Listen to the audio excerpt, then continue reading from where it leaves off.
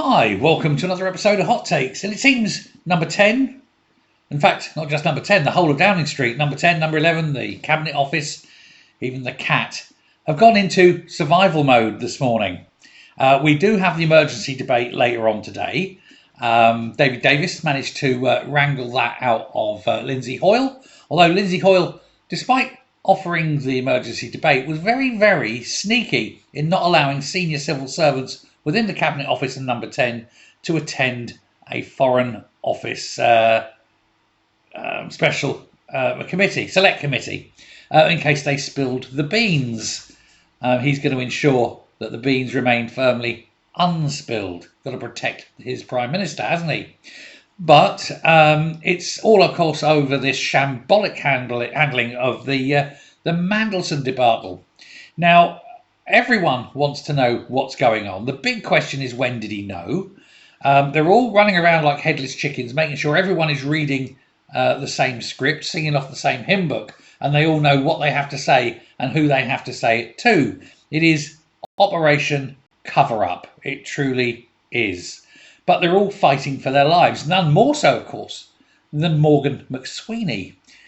He is likely to be gone very soon. He is likely to be the fall guy. They're going to ask him to fall upon his sword to save the Prime Minister. He was there all the weekend. They had lots of meetings. They got everyone in on Sunday afternoon, and they stayed overnight. There were panic stations. There was food brought in, pizzas, coffee by the gallon. They don't know how to deal with this because it's so desperately sad. It was such a non-questioning thing. If they had just said, yeah, that's what happened, and moved on.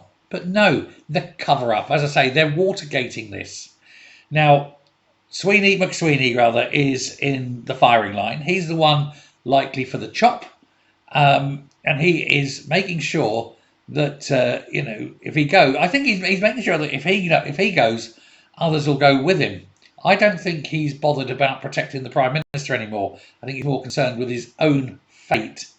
But it is, an absolute and total shit show. Number 10.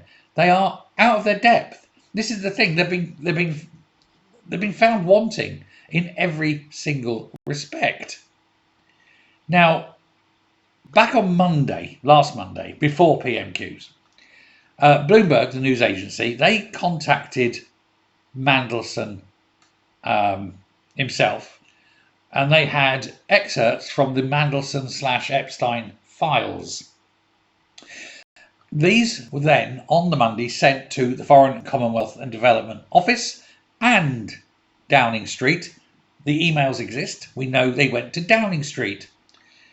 Now, the question is, was he aware before PMQs at midday on Wednesday about the existence of the emails? Had he been briefed on them? Had he been briefed on the contents? Now, Starmer's saying no. However, Downing Street knew on the Monday. We know this. The emails are out there. We've seen the emails. Downing Street were questioned by the press about these on Tuesday. And it seems inconceivable. And I should do that in the inconceivable way. And if you know that, well done. But it seems inconceivable that Starmer wasn't briefed about this on either the Monday or the Tuesday, or even the Wednesday morning. On Wednesday at 8:09, in an interview with Harry Cole, Mandelson himself admitted that there was a lot of traffic and correspondence between what he said, us, meaning himself and Epstein. And he knew that they were going to surface. He then told the House of Commons, Starmer then told the House of Commons that he had full confidence in Mandelson, even though Mandelson himself that morning had given the interview saying about these emails that were doing the rounds. Again, it's inconceivable the Prime Minister didn't know about it. Now, the people who would have briefed him, these senior officials, Cabinet Office officials, number 10 officials and so forth, are being barred from being questioned about it, because if nobody asks, then they don't have to lie. That's where we're at now. Now, ministers have claimed that new information came to light, information that came out as a result of reading the Bloomberg emails, and they're saying that you undoubtedly knew, Starmer, that he knew. The Chief of Staff was in touch with Mandelson on Tuesday. His Chief of Staff now, and that is McSweeney. He was talking to Mandelson on Tuesday while the Permanent Secretary at the FCDO was awaiting a response to official inquiries. Did McSweeney talk to Starmer about this? It seems again inconceivable that he didn't. And if he didn't, you have to ask why. He stood at PMQ's and basically lied to the House that he had confidence, knowing that, in my opinion at least, knowing that there was these emails going around that were the complete opposite of what he was saying. Now, there are committees going to be questioning this. Will the Prime Minister, under oath, attend these committees, or will he be suddenly far too busy on foreign matters? Will he direct Morgan McSweeney to go to these committees, or will McSweeney be far too busy and or fired? The cover-up stinks, and it's getting worse.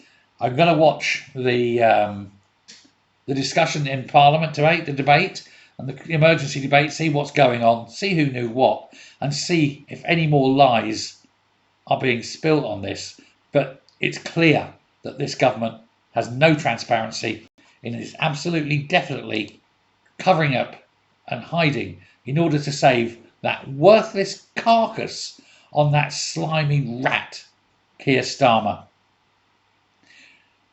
I think Morgan McSweeney, his position is now untenable. I think there's perhaps even Cabinet Office staff, not politicians, but senior civil servants, who may well be in an untenable position unless they spill the beans, unless they tell the truth to these committees. Whether they will or not, well, you paid your money, you take your chance. It's 50-50, isn't it? Wait and see. Thanks very much. Do hit subscribe if you've managed to get to the end. It's obviously worth it. Till next time, goodbye.